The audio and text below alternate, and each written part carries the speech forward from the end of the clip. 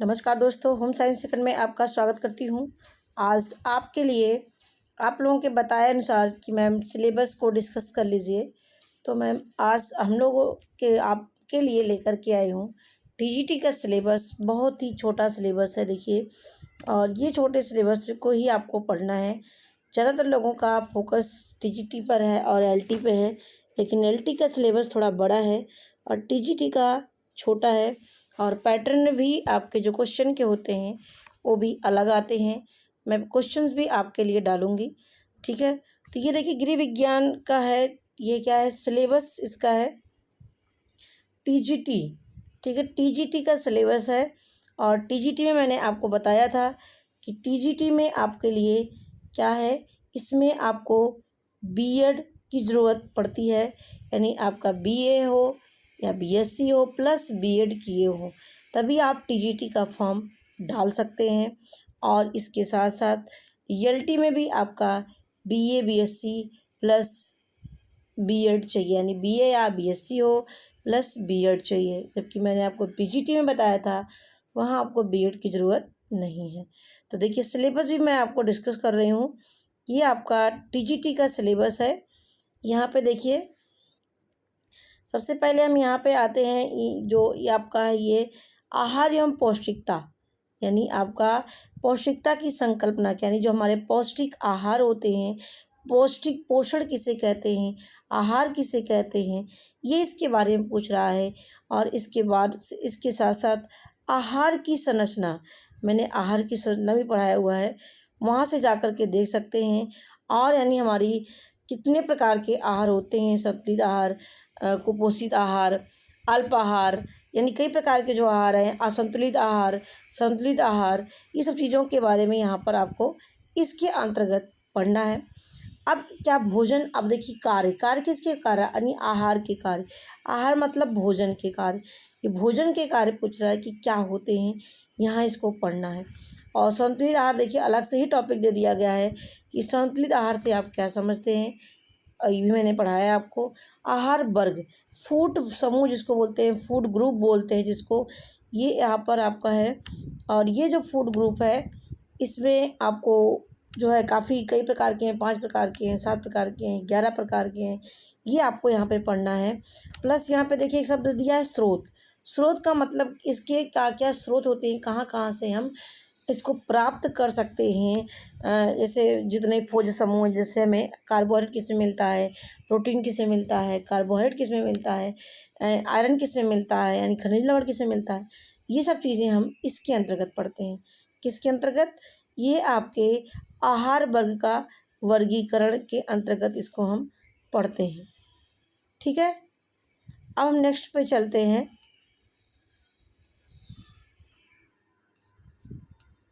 एक सेकेंड, चलिए अब इस पे हम चलते हैं। ये नेक्स्ट देखिए यहाँ पर है आपका, ये सब टॉपिक मेरा पढ़ाया हुआ है, आप देख सकते हैं। पौष्टिकता किसे कहते हैं, पौष्टिकता से क्या समझते हैं। और इसके साथ साथ देखिए यहाँ पे अल्पता, अब देखिए अल्पता का मतलब यहाँ पे क्या होता है।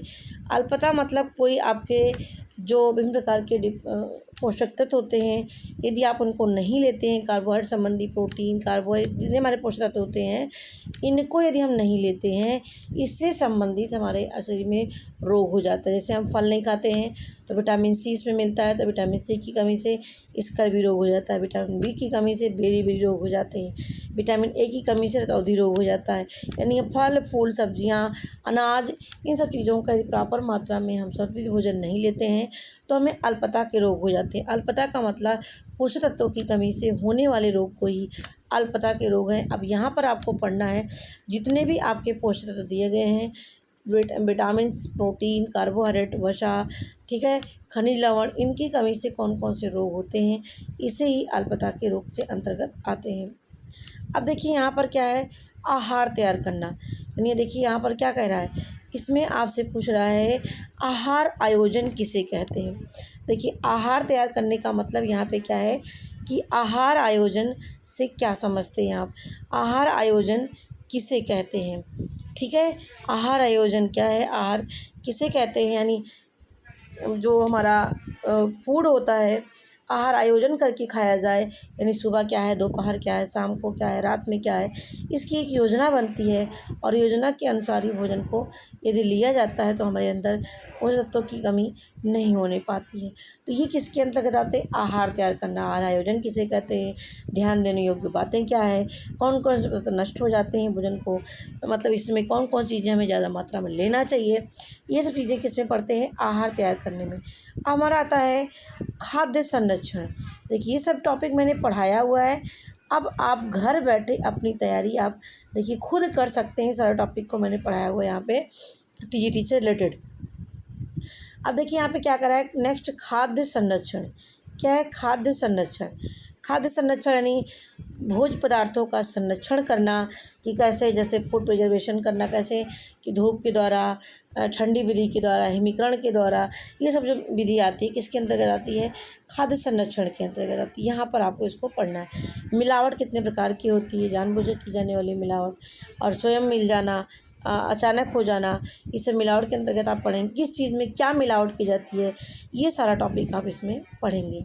अब देखिए विभिन्न रोगों जैसे ज्वर में आहार, टाइफाइड में आहार, अल्सर में आहार, मधुमेह रोग में आहार, गुर्दा एवं दिल रोगों के रोगियों के लिए आहार, यानी कि ज्वर मतलब बुखार, टाइफाइड भी एक बुखार होता है, अल्सर मतलब हमारे घाव हो जाना, मधुमेह मतलब जिसको शुगर बोलते हैं, गुर्दा जिसको किडनी बोलते हैं, दिल जिसको हम हृदय कहते हैं, इससे संबंधित रोग हो उनके लिए कौन कौन से आहार दिए जाते हैं ये मैंने पढ़ाया है, जा कर के देख सकते हैं।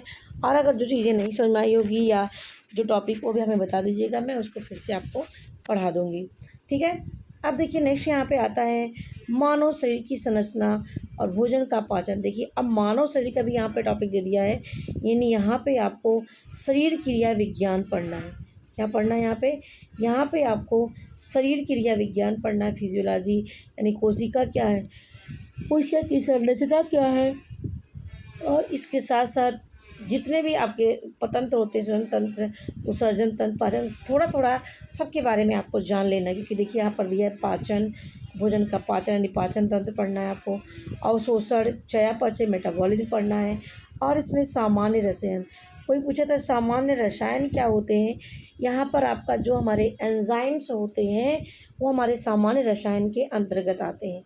जैसे आपके ओलार में कौन सी एंजाइम पाई जाती है? टायरिन नाम की एंजाइम पाई जाती है।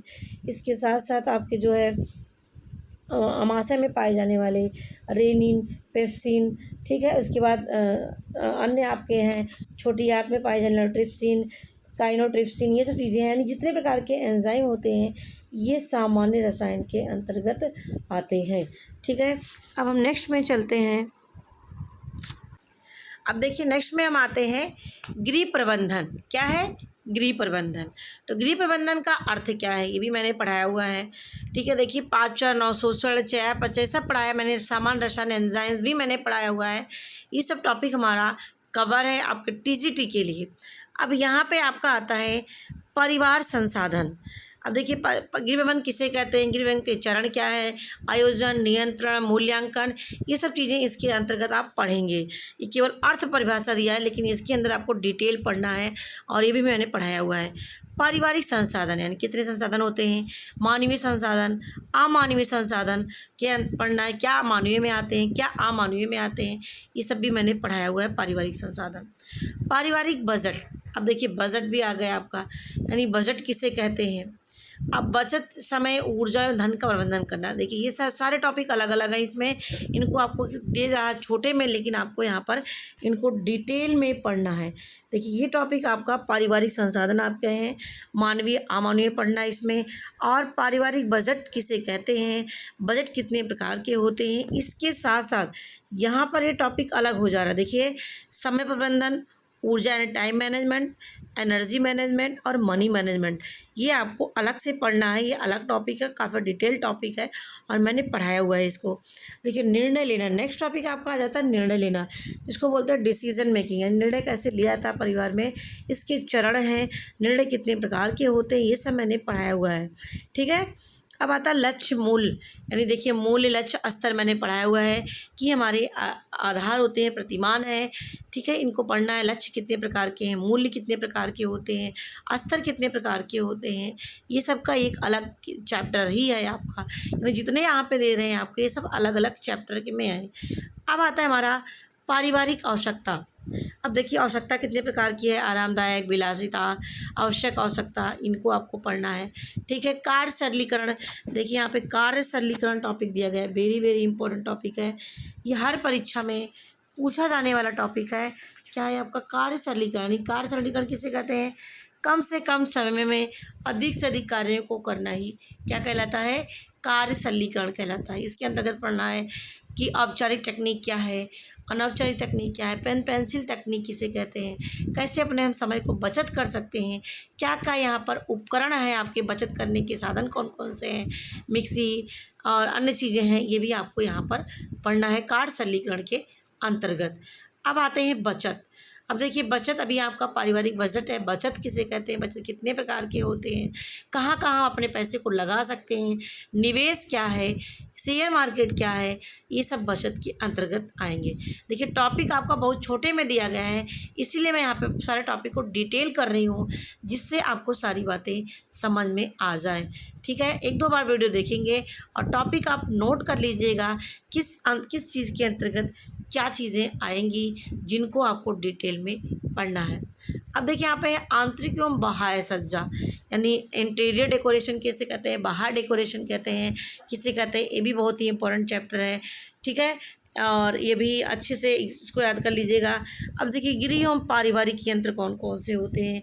अब देखिए यहाँ पे आपको पढ़ सकते हैं एर्गोनॉमिक्स क्या है, यहाँ पर आपको आ सकता है एर्गोनॉमिक्स किसे कहते हैं, ये भी मैंने पढ़ाया हुआ है, वीडियो में जा कर के आप देख सकते हैं, ये भी हमारा टॉपिक कवर है। अब आता है हमारा स्वास्थ्य। देखिए स्वास्थ्य किसे कहते हैं, ये मैं क्लास 9th में पढ़ाई हूँ अच्छे से, वहाँ से भी जा कर के देख लीजिएगा। ELT में भी आपको मेरी वीडियो पड़ी होगी, वहाँ भी आप इसको देख लीजिएगा कि ये इम्पोर्टेंट है आपका स्वास्थ्य, ठीक है। अब आता हमारे स्वास्थ्य का अर्थ किसे कहते हैं, काफ़ी जगह आपने पढ़ा भी होगा। व्यक्ति का स्वास्थ्य, देखिए यहाँ पर व्यक्ति का स्वास्थ्य का मतलब है, ये क्लास 9th के चैप्टर में दिया गया है, व्यक्तिगत स्वास्थ्य किसे कहते हैं, व्यक्तिगत साफ सफाई क्या होती है, अपने अंगों की साफ सफाई रखना ही व्यक्तिगत साफ सफाई है, इसके अंतर्गत आएगा। अब आता है स्वास्थ्य के क्षेत्र में कार्यरत सरकारी और गैर सरकारी संगठन, यानी जो हमारे NGOs हैं, जो हमारे सरकारी संगठन हैं, यूनिसेफ, केयर और सेवा, जितने भी आपके हैं योजनाएं, ICAR, ICMR, ICDS, जितने भी हैं आप सबको यहाँ पर पढ़ लेना है, और ये भी आपके लिए इम्पोर्टेंट है। स्वास्थ्य के क्षेत्र में जो काम कर रहे हैं उनको ज़्यादा फोकस करिएगा यहाँ पे। अब आता है स्वास्थ्य के लिए पर्यावरण का क्या महत्व है।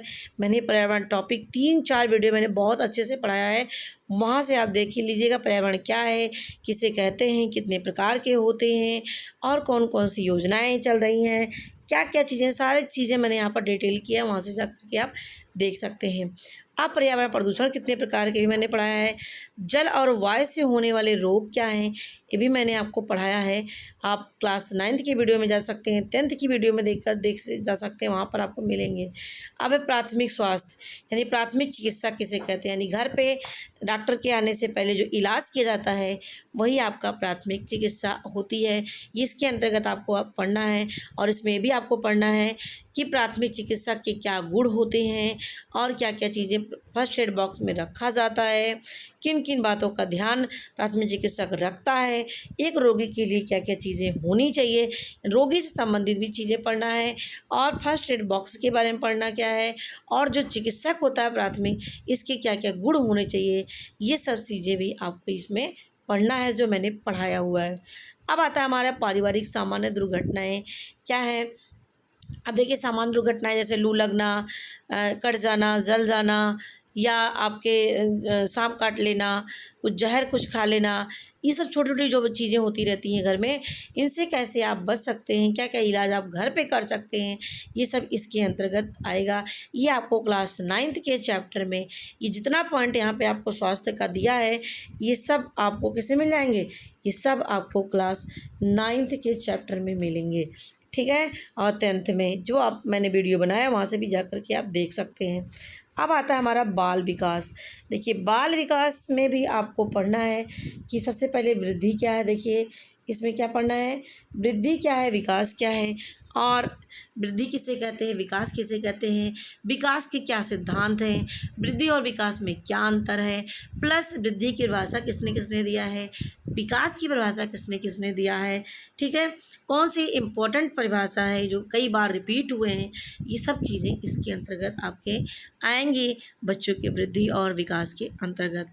अब आता है बच्चों की मृत्यु रुग्णता। अब देखिए यहाँ पे जन्म दर पूछ रहा है, मृत्यु दर पूछ रहा है, और कौन कौन, अब यहीं पर आपको अभी पढ़ना है टीकाकरण पढ़ना है, यानी टीका कौन कौन से टीका किस किस रोग के लिए लगते हैं, और बच्चों में जो सामान्य रूप से होने वाले जो रोग होते हैं वो भी आपको इस चैप्टर में पढ़ने हैं, इस रुग्णता से संबंधित में, कि बच्चों में कौन कौन से रोग होते हैं, कौन कौन सी सामान्य समस्याएं आ जाती हैं उनकी, इसके अंतर्गत आपको पढ़ना है।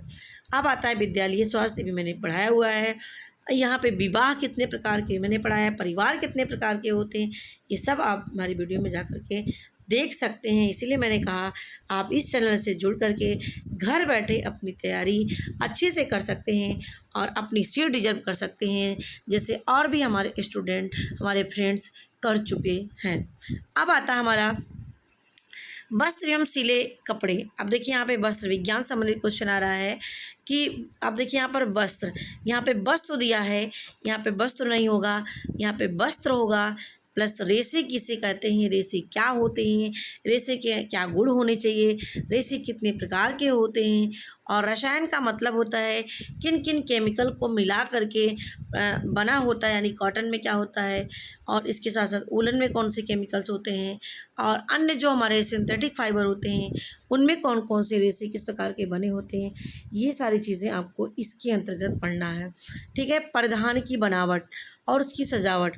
अब देखिए परिधान कितने प्रकार के होते हैं, परिधान क्या होता है, यानी जो कपड़े को हम धारण करते हैं वो हमारा परिधान होता है। कई प्रकार के कपड़े होते हैं, अलग अलग, जेंट्स का अलग होता है, लेडीज़ का अलग होता है, और ये आपको पढ़ना है। कैसे सजावट, अब देखिए यहाँ पे शब्द क्या दे दिया है, केवल एक सजावट। अब सजावट कैसे अपने में कर सकते हैं, कच्चा टाका, सम टाका, विषम टाका, सजावट बना, मतलब कि जो फैशन की जो डिज़ाइन होती है, फैंसी डिज़ाइन जो होती हैं, यहाँ पर इसको आप पढ़ेंगे।